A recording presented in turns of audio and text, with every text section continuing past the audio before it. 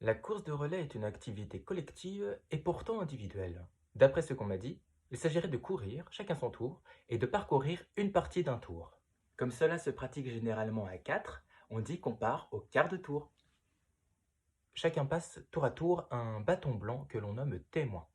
Et ainsi, tels des segments entrecoupés de virgules, les coureurs forment une phrase, et les différentes phrases, une histoire. Par une coïncidence apparente, qu'il ne surprendra que les non-avertis des mystérieux liens existants entre les règles d'un jeu et l'ordre du monde, il se trouve que cette course se pratique notamment au bout d'une période de 4 ans, et que la flamme qui brûlait tantôt sera transmise de sorte à brûler à nouveau. De là à dire que d'une édition des jeux à une autre, les années courent une à une, transmettant entre elles cette flamme de la passion olympique. Années qui, elles-mêmes, voient en elles un passage de saison à saison, s'effectuant également entre 4. Il n'y a qu'un pas que je ne franchirai pas. En effet, si on dit que les années passent, on ne nous a jamais dit ce qu'elles passaient exactement.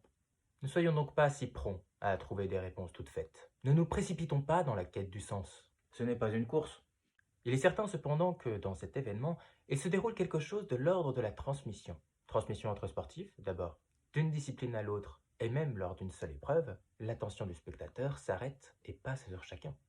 Tous les regards se posent, puis se transposent, et chacun des athlètes observés ressent intensément comme l'intérêt qu'on lui porte est volatile et fugace, et qu'il est tel le réceptacle de la flamme inextinguible et sacrée qui n'aura qu'un instant son heure de gloire, avant que la lueur éternelle ne s'échappe.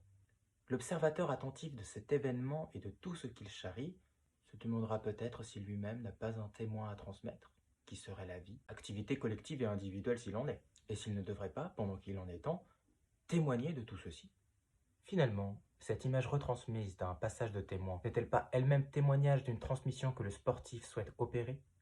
En nous prenant un témoin, veut-il nous montrer que la flamme doit continuer de brûler? Moi, je n'en sais rien. Ce n'est qu'une histoire que l'on m'a reliée.